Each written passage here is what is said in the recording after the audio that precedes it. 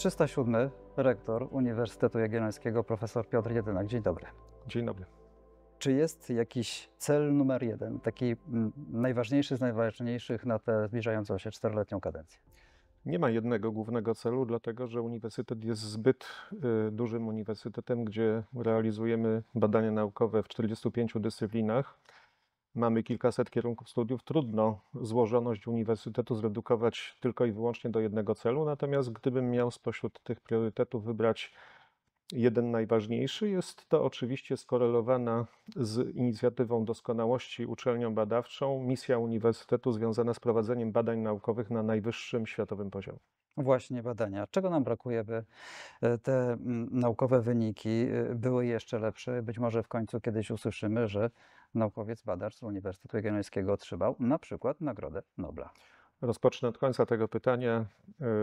Uniwersytet w znikomym stopniu ma wpływ na to, czy nasi absolwenci albo pracownicy otrzymają Nagrodę Nobla. Jakkolwiek jest to marzenie i anegdotycznie wszyscy rektorzy poprzednich kadencji obiecują laureatowi Nagrody Nobla pochodzącemu z uniwersytetu miejsce parkingowe obok Collegium Novum. Jak widać, na razie nie jest to wystarczająca motywacja. Natomiast jeśli chodzi o pierwszą część pytania już na serio, myślę, że dzisiaj w uniwersytecie badania naukowe są prowadzone rzeczywiście na światowym poziomie i świadczą o tym co najmniej dwie kwestie. Po pierwsze, dysponujemy szczególnie na trzecim kampusie na Ruczaju najnowszą aparaturą naukową, która pozwala przedstawicielom, w szczególności nauk ścisłych i przyrodniczych, prowadzić badania nieodbiegające w żadnym stopniu od badań światowych. Po drugie, w wielu dyscyplinach naukowych jesteśmy liderami lub uczestnikami grantów międzynarodowych finansowanych czy to przez Komisję Europejską, czy inne instytucje, co też pokazuje, że Uniwersytet Jagielloński jest absolutnie dzisiaj konkurencyjnym uniwersytetem, w którym badania nie są prowadzone jak kiedyś w wymiarze lokalnym, ale w konsorcjach z wieloma zagranicznymi uniwersytetami.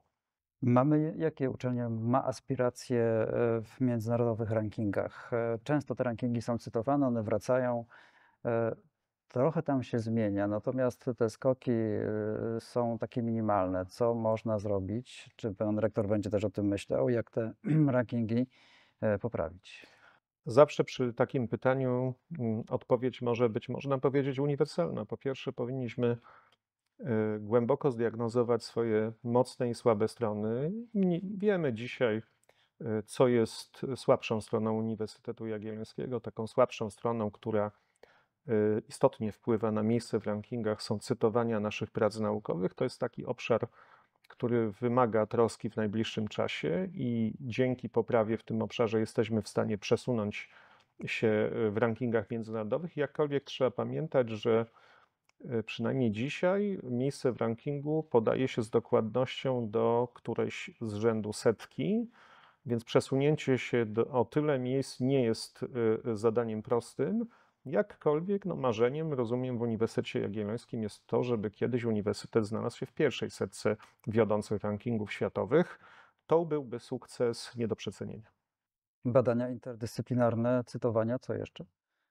To są te kluczowe aspekty, dlatego że jeśli popatrzymy na indywidualne osiągnięcia nauczycieli akademickich, to corocznie w grupie 2% najczęściej cytowanych badaczy mamy liczną grupę pracowników naukowo-badawczych Uniwersytetu Jagiellońskiego. Jakkolwiek potrzebujemy jeszcze więcej takich liderów nauki, którzy przechylą szale na korzyść uniwersytetu, co spowoduje, że rzeczywiście Uniwersytet Jagielloński trafi na wyższe miejsca w rankingach. W części rankingów, na przykład tych dotyczących innowacyjności, poziomu patentów, wypadamy nieźle, natomiast w tych, w których pod uwagę bierze się w szczególności parametry naukometryczne, trochę gorzej. Współpraca z biznesem, z samorządami, to też jest jakiś kierunek? To jest kierunek trochę, można powiedzieć, niezależny od prowadzenia badań naukowych, dlatego że badania naukowe to jest ta pierwsza misja uniwersytetu, drugą jest dydaktyka, a współpraca z otoczeniem, nie selekcjonowałbym z którym sektorem.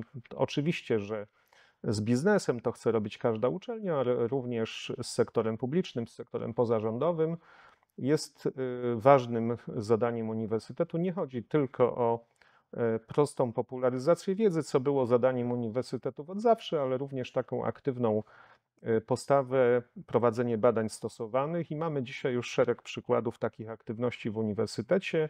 Wielokrotnie podkreślałem taki przykład, który znam z trzeciego kampusu, gdzie część wydziałów utworzyła projekt flagowy finansowany z inicjatywy doskonałości, nazywa się Campus Living Lab i podstawowym zadaniem osób, które pracują w tym projekcie, no są w szczególności badania aplikacyjne, społecznie użyteczne, niekoniecznie adresowane do przedsiębiorstw, bo musimy pamiętać, że Uniwersytet Jagielloński nie ma profilu uniwersytetu wyłącznie ekonomicznego czy technicznego. Tutaj są grupy badaczy zajmujące się bardzo wieloma różnymi zjawiskami i równie dobrym osiągnięciem będzie prowadzenie takiej aktywności w odniesieniu do sektora publicznego czy pozarządowego, jak też do sektora biznesu. Z którymi uniwersytetami na świecie chcielibyśmy współpracować? Czy w zasięgu jest ten top najwyższej klasy światowej, Oxford, Harvard i inne? Już współpracujemy. Jeśli popatrzymy na układ zespołów badawczych międzynarodowych, w których nasi pracownicy biorą udział, to nie ma ograniczeń. Współpracujemy z uniwersytetami, które znajdują się na tych wiodących miejscach w różnego rodzaju rankingach. Właściwie taką jedyną barierą współpracy z zagranicznymi uniwersytetami jest konkurencyjność naszych badaczy, bo trzeba pamiętać, że pomijając taką współpracę instytucjonalną uniwersytetu z uniwersytetem, tak naprawdę motorem napędowym współpracy międzynarodowej są badacze uniwersyteccy, którzy mają swoje pomysły, którzy zarażają tymi pomysłami koleżanki i kolegów z innych uniwersytetów i tak naprawdę większość międzynarodowej współpracy uniwersytetu to są kontakty badawcze naszych pracowników. Czasami to wynika ze specyfiki dyscyplin, gdzie one są z natury międzynarodowe. Mówię oczywiście o badaniach, na przykład w naukach fizycznych, to jest od dłuższego już czasu norma, natomiast w innych dyscyplinach to się bardzo dynamicznie rozwija i można powiedzieć, że jesteśmy zainteresowani współpracą z wszystkimi uniwersytetami bez wyjątku, które mają coś do zaoferowania Uniwersytetowi Jagiellońskiemu albo którym Uniwersytet Jagielloński coś jest w stanie zaoferować.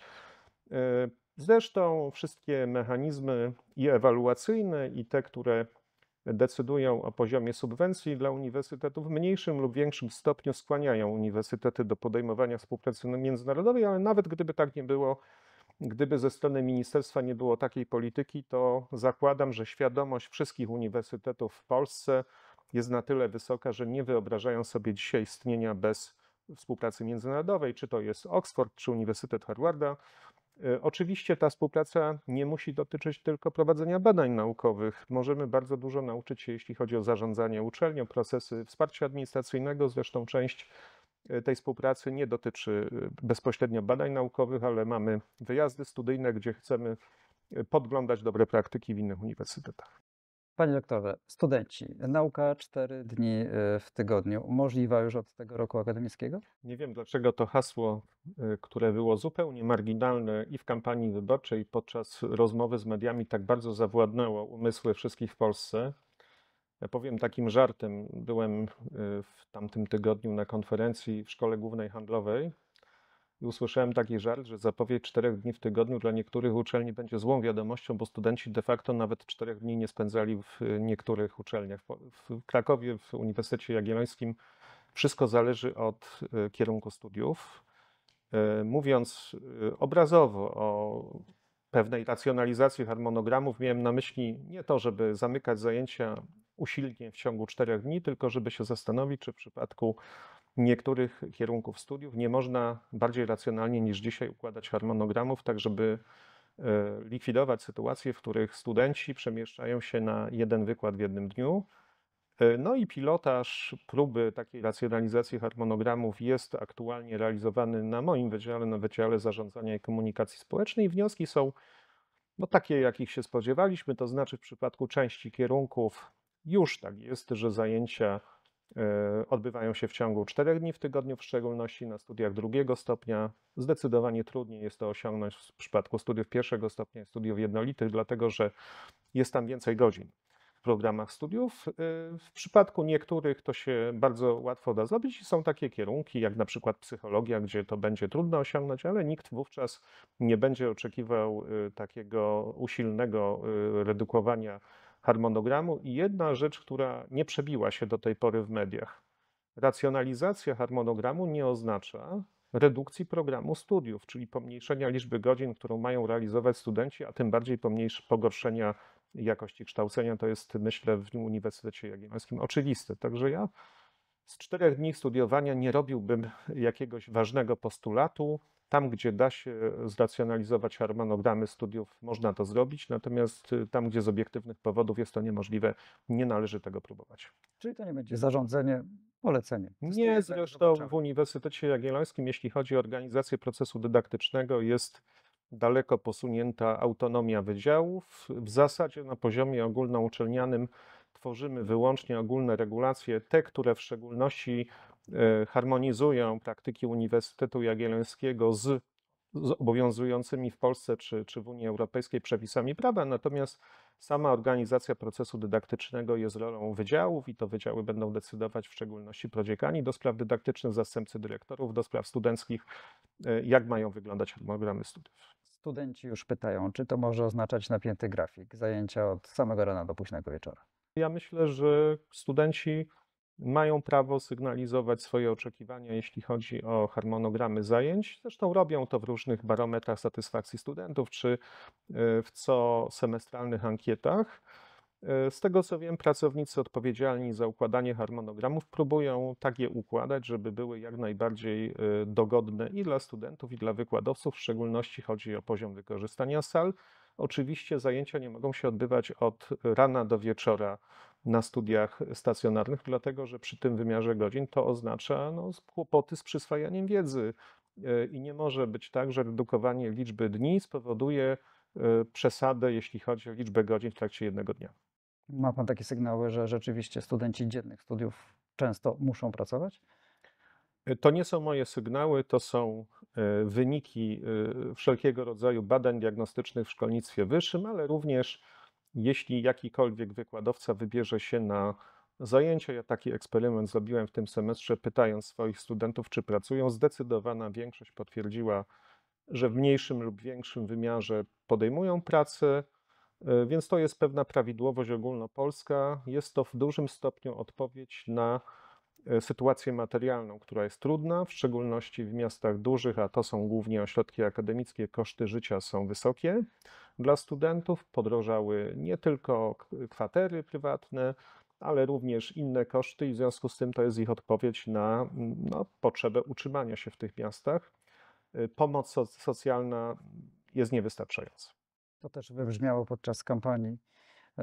Tanie stołówki, tańsze obiady, domagają się tego również studenci. Czy jest to możliwe, żeby uczelnia w jakiś sposób partycypowała w kosztach, dopłacała do posiłków albo negocjowała umowy z dostawcami, z gastronomią? To znaczy musimy się oprzeć na diagnozie sposobów, z których korzystają studenci, jeśli chodzi o wyżywienie. Dzisiaj dominują operatorzy barów zlokalizowanych w budynkach poszczególnych wydziałów, którzy mają określone ceny i my możemy oczywiście podejmować wysiłek obniżenia kosztów posiłków poprzez obniżanie wysokości ich czynszów na przykład. To jest taka realna możliwość, szczególnie, że część z tych operatorów narzeka, że w takim roku akademickim kilka miesięcy to są miesiące, kiedy nie mogą świadczyć usług gastronomicznych, ponieważ nie ma studentów i nie ma przesłanek, żeby w ogóle utrzymywać te punkty.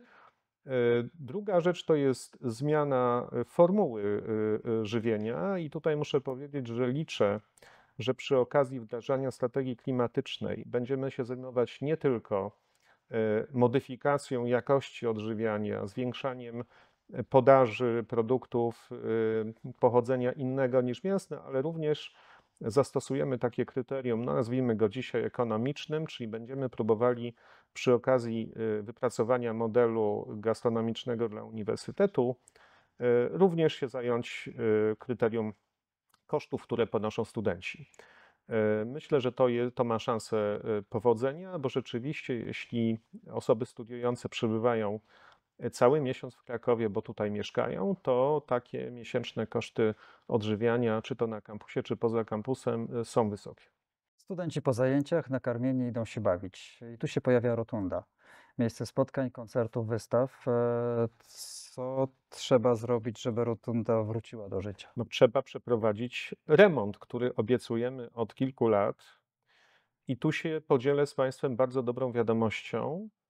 Kilkanaście dni temu podpisaliśmy umowę na pierwszy etap remontu rotundy. On będzie obejmował prace projektowe i podstawowe prace budowlane, i po tym pierwszym etapie mamy możliwość zlecenia temu samemu wykonawcy robót wykończeniowych, więc zakładam, że jeśli nie zdarzą się jakieś nieprzewidziane okoliczności, to w tej kadencji rotunda zostanie udostępniona studentom i społeczności uniwersytetu. W jaki sposób się zmieni? Co będzie nowego?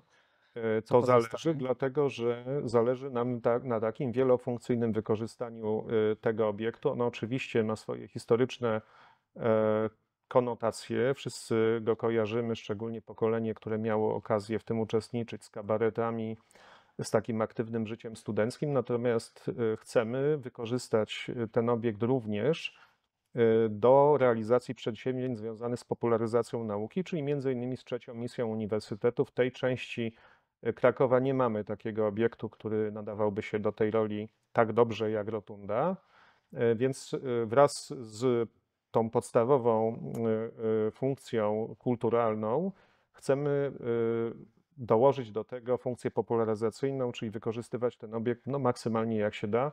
Oczywiście, jeśli będzie taka możliwość, również chcemy go wynajmować dla celów komercyjnych, dlatego że założenie jest takie, że rotunda powinna w jakimś stopniu, zobaczymy w jakim, również zarabiać na zewnątrz. Zaczniemy niedługo prace związane z planem funkcjonalnym tej rotundy. Wyłonienie takiego kluczowego użytkownika jest niezbędne, które zaplanuje wszystkie te opcje, tak żeby ten budynek był budynkiem wielofunkcyjnym. Pracownicy administracyjni pojawią się w najbliższym czasie oceny okresowe. Jest spory niepokój wśród osób pracujących w uniwersytecie. Czy słuszny? Myślę, że nie. Dlaczego nie? Pracownicy nie będący nauczycielami akademickimi, tak się ich nadal brzydko nazywa z tytułu sformułowań, które są używane w ustawie o szkolnictwie wyższym, nie byli nigdy oceniani obligatoryjnie, w przeciwieństwie do nauczycieli akademickich, którzy od kiedy pamiętam byli oceniani. Dlatego ocena okresowa dla nauczycieli akademickich nie jest niczym stresującym, ponieważ spotyka nas ta ocena z częstotliwością raz na 4 lata. Właściwie ocena pracowników administracji uczelni była odpowiedzią na ich oczekiwania. Ja słyszałem takie opowieści z niektórych jednostek, szczególnie administracji centralnej, gdzie zatrudnialiśmy nowych pracowników, którzy nie mieli wątpliwości, że trzeba się oceniać, tylko pytali, kiedy będzie ocena okresowa, bo byli do niej przyzwyczajeni w innych organizacjach, no i otrzymywali odpowiedź, że nie mamy takiego modelu wprowadzonego. To, co chciałem podkreślić przy tej okazji, to sposób podejścia do wypracowania modelu oceny okresowej administracji. Otóż ten model został wypracowany w zespole roboczym złożonym wyłącznie z przedstawicieli sfery administracji. Wyszliśmy z założenia, że najlepiej nad tym modelem popracują właśnie osoby zainteresowane. On ma tę przewagę nad oceną nauczycieli akademickich, że już jest zinformatyzowany, a to, co zredukuje ewentualne obawy pracowniczek i pracowników uniwersytetu, to jest pilotaż, który będziemy realizować w przyszłym roku, bo jego celem będzie między innymi wyeliminowanie ewentualnych wad modelu, o którym mówimy. Zakładamy, że będzie to ocena podwładnego przez przełożonego, że będzie się można od tej oceny odwołać i zakładamy, że podstawowym celem tej oceny nie jest karanie czy degradowanie pracowników, ale w szczególności ich rozwój. I tak jest pomyślany regulamin i model oceny, żeby dzięki tej ocenie można było planować ścieżki kariery, rozwijać pracowników, oferować im szkolenia i inne formy rozwoju zawodowego. Ocena opisowa czy taka stopniowana? Musi być stopniowana, bo chcemy jednak posługiwać się skalą jako najlepiej sprawdzoną formą oceniania, ale to nie jest skala wyłącznie punktowa. Za tymi punktami kryją się klucze analityczne w formie słownej, No i wiemy, że na przykład jeśli ktoś otrzyma ocenę 4 za jakieś kryterium, to za tym się kryje konkretny opis, na przykład w części dotyczącej kompetencji zawodowych, jeśli jest na najwyższym poziomie, to może szkolić innych pracowników. I wiemy, że ktoś, kto ma najwyższy poziom, może szkolić innych i być może zasługuje na awans zawodowy. No, w wielu korporacjach za tymi ocenami idą konkrety, czyli na przykład premia. Albo jeśli ocena jest słaba, to jakaś nagana, upomnienie. Jak będzie w uniwersytecie? Zdementuję to stwierdzenie. W wielu korporacjach za oceną okresową nie idą bodźce materialne. Tak bywało na początku tego wieku i jeszcze w latach 90., natomiast później zwyciężył taki pogląd, że celem oceny okresowej nie jest wyłącznie motywowanie finansowe, szczególnie, że systemy wynagrodzeń wielu organizacji, nie tylko korporacji, ale również urzędów czy uczelni, nie mają takiego składnika, który moglibyśmy zastosować wskutek oceny okresowej. Ponadto proszę zwrócić uwagę, że ocena okresowa jest przewidziana dla pracowników administracji raz na 2 lata. Czy rzeczywiście mamy czekać 2 lata na nagrodzenie kogoś, kto na to zasługuje? Jej celem nie jest kształtowanie polityki wynagrodzeń, choć może to wspierać. Jej celem jest autentycznie rozwijanie pracowników, czyli wskazywanie mocniejszych i słabszych stron po to, żeby z czasem każdy w uniwersytecie miał możliwość szkolenia i rozwoju zawodowego. Jesteśmy na Ruczaju, powstało centrum sportowe. Kto będzie mógł z niego korzystać? Wszyscy, którzy oglądają, wiedzą, że jesteśmy w Collegium Maius, bo ja zapomniałem o tym powiedzieć. Bardzo dziękuję za to miejsce. To jest miejsce dla mnie szczególnie bliskie. W ciągu tych 4 lat opiekuję się z racji funkcji prorektora Collegium Maius. A wracając do Ruczaju, to jest bliski mi fragment uniwersytetu, bo tam na co dzień pracuję na Wydziale Zarządzania Komunikacji Społecznej. Jeśli dzisiaj popatrzymy na geografię tego terenu uniwersyteckiego, zobaczymy świetnie wyposażone wydziały, Małopolskie Centrum Biotechnologii, inne jednostki uniwersyteckie. Rozpoczęliśmy budowę obiektów sportowych. Pierwszy z tych obiektów jest już prawie oddany do użytkowania, natomiast to, czego tam brakuje bardzo wyraźnie, to jest akademik dla studentów. Dlatego, że trudno mówić dzisiaj o pełnym kampusie w sytuacji, w której no, życie społeczne, studenckie zamiera w momencie, kiedy kończą się zajęcia, bo studenci wracają albo do akademików Centrum Krakowa, albo do prywatnych kwater, które wynajmują. Trasa Łagiewnicka dalej jest planowana przez teren uczelni, czy? Na szczęście nie. Uczelni. Interwencja władz uczelni w Urzędzie Miasta spowodowała przesunięcie tej trasy do innego scenariusza niż był planowany. Ja już nie pamiętam numeru, chyba to był 6. plan, który przewidywał przebieg trasy przez teren kampusu. Gdyby tak zostało, to by oznaczało brak możliwości budowania akademika w miejscu, które pod to przeznaczyliśmy, bo właśnie fragment tej działki byłby zajęty przez trasę pychowicką. Całe szczęście, że włodarze miasta jeszcze w poprzedniej kadencji wsłuchali się w głos uniwersytetu i ta trasa będzie dla uniwersytetu bardziej neutralna niż do tej pory. Zresztą to nie chodzi tylko o kwestię możliwości budowy akademika, to chodzi również o kwestię zakłócenia prowadzenia badań naukowych na niektórych wydziałach, gdzie rzeczywiście, szczególnie na takich wydziałach jak chemia, fizyka, ale nie tylko, bardzo ważne są parametry, które tam panują. Te budynki, w których te wydziały pracują, były budowane z nastawieniem pewnej stabilności parametrów potrzebnych do prowadzenia badań naukowych. Przebieg tej trasy zdecydowanie zagrażał tym parametrom, ale też dyskusja o kwestiach klimatycznych i nie tylko pokazała, że kampus jest miejscem, gdzie społeczność kampusu, ale też społeczność lokalna bardzo troszczy się o kwestie klimatyczne, w tym bioróżnorodność i niewątpliwie przebieg tej trasy planowany przez tereny uniwersytetu mógł to poważnie zakłócić. Na jakim etapie jest aktualnie budowa akademika na Ruczaju? Mamy etap taki, jak zapowiedziałem w mailu do wszystkich osób tworzących społeczność akademicką, czyli pracujemy nad specyfikacją warunków zamówienia, czyli takim dokumentem, który jest niezbędny, żeby uruchomić postępowanie przetargowe i zgodnie z tym, co zapowiedziałem, w przyszłym roku to postępowanie przetargowe zamierzamy rozstrzygnąć i przystąpić do budowy tego akademika. On jest przewidziany docelowo na 400 miejsc zgodnie z planem funkcjonalno-użytkowym, którym dysponujemy. Możemy to budować w jednym lub w 2 etapach. To zależy od z jednej strony źródeł finansowania, z drugiej strony od realnego popytu. Zakładamy, że popyt w tej części Krakowa będzie, dlatego że kampus na Ruczaju to jest 11 tysięcy studentów. Możemy oczywiście umownie od tych 11 tysięcy odjąć studentów niestacjonarnych, którzy nie będą korzystać z akademika przez cały tydzień, ale nadal zostaje 7-8 tysięcy studentów, czyli to jest w sumie 1/3 studiujących w uniwersytecie i tam nie ma dla nich ani jednego miejsca oferowanego w akademiku. Ewentualnie są mieszkania na sąsiadujących osiedlach, ale z tego, co dochodzi do władz uczelni, również ta opcja jest już coraz mniej dostępna. Są szanse, że powstanie za pana kadencji? No tak zapowiedziałem. Jeśli pan mnie zapytał na samym początku o priorytety, ja powiedziałem oczywiście o badaniach naukowych, bo autentycznie to jest podstawowe zadanie uniwersytetu, żeby zadbać o ich jak najwyższy poziom, bo to przesądza o konkurencyjności uniwersytetu, o indywidualnych karierach, ale w tej części inwestycyjnej rozwoju infrastruktury akademik jest absolutnie jednym z kilku priorytetów i nie wyobrażam sobie, żeby w tej kadencji nie powstały pierwsze miejsca dla studentów uniwersytetu. Panie lektorze, tak na koniec sobie myślę, szybkie pytanie i krótkie odpowiedzi.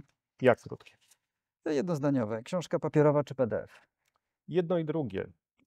Oczywiście digitalizacja jest zjawiskiem, którego nie jesteśmy w stanie uniknąć. To przesądza o tym, że nasze prace są łatwiej dostępne dla innych użytkowników, więc przy okazji bardziej cytowane, ale w niektórych przypadkach książki tradycyjne mają swoją niepodważalną wartość, bo na przykład są tam ilustracje, są to jakieś serie unikatowe, ale jesteśmy też przyzwyczajeni, że w niektórych dyscyplinach książki awansowe drukuje się tradycyjnie. Skok na spadochronie czy bungee?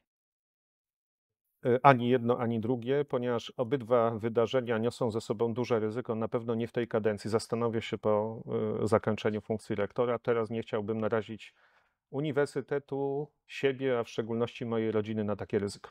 Maraton do przebiegnięcia czy raczej spacer plantami? Taki półmaraton do przebiegnięcia. Pani premier czy premiera albo premierka?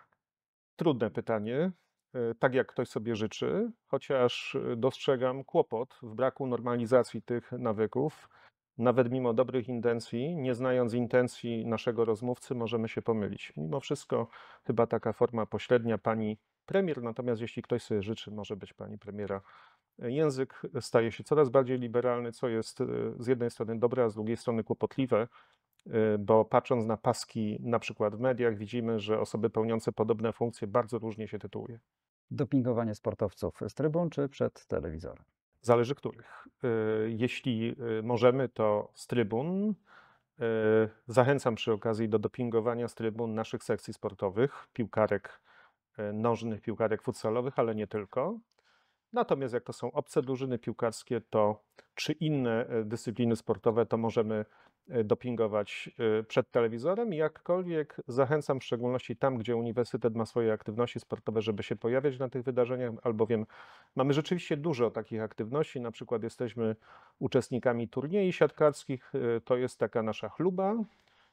Dołożyłem drobną cegiełkę do motywacji pracowników uniwersytetu. Po pierwsze do tego, żeby do tej drużyny przystąpili, po drugie zaczynają tak codziennie trenować. Grają nie tylko już w tym turnieju charytatywnym w Nowej Hucie, ale również w innych turniejach, żeby się sprawdzić. Naszym celem jest w tym turnieju charytatywnym, taka ambicjonalna sprawa, zająć jak najlepsze miejsce. Praca czy praca? Praca czy praca? No, to pytanie jest złożone. Ja powiem tak, lepsze zarządzanie czasem niż do tej pory. To jest chyba odpowiedź na wyzwania, które dostrzegam. Okres przejściowy, z którym się teraz zmagamy z panem rektorem Popielem wspólnie, jest myślę bardzo trudny, bo z jednej strony cały czas realizuje zadania związane z funkcją prorektora, a z drugiej strony są już nowe zadania wynikające z przejmowania powoli obowiązków rektora Uniwersytetu Jagiellońskiego i dostrzegam absolutnie potrzebę zwiększenia samodyscypliny i lepszego zarządzania codziennym czasem, bo już nie ma rezerw, które były do tej pory. W pracy o 6 czy o 7? Pracy tak wcześnie jak się da. Trochę to zależy od tego, kiedy dzieci zaczynają szkołę. Mamy taki zwyczaj, nie mieszkamy w Krakowie, że ja rano przywożę je tutaj do centrum, ale to jest przedział od 7 do 7:30 w zależności od dnia. Także jestem zazwyczaj między 7 a 7:30 w biurze. To wiele dni przed panem, 4 lata. Będzie to pewnie duże wyzwanie. To największe to już wiemy, znamy, ale pierwszy dzień tej nowej kadencji. Jak może wyglądać, z czym pan wchodzi w tę nową kadencję? To będzie normalny dzień, wbrew pozorom, tuż po wakacjach, a jeszcze przed inauguracją roku akademickiego. Także nie spodziewam się jakiegoś nadzwyczajnego dnia. Jedyne, co będzie pewnie wyzwaniem, to przeniesienie się do obecnego gabinetu pana rektora Popiela i opuszczenie zresztą gabinetu, który po nim odziedziczyłem, bo był moim poprzednikiem w funkcji prorektora do spraw polityki kadrowej i finansowej. I bardzo miło wspominam te 4 lata pracy w swoim gabinecie z asystentkami, które przez te 4 lata mnie wspierały tak dobrze, jak to tylko mogły robić.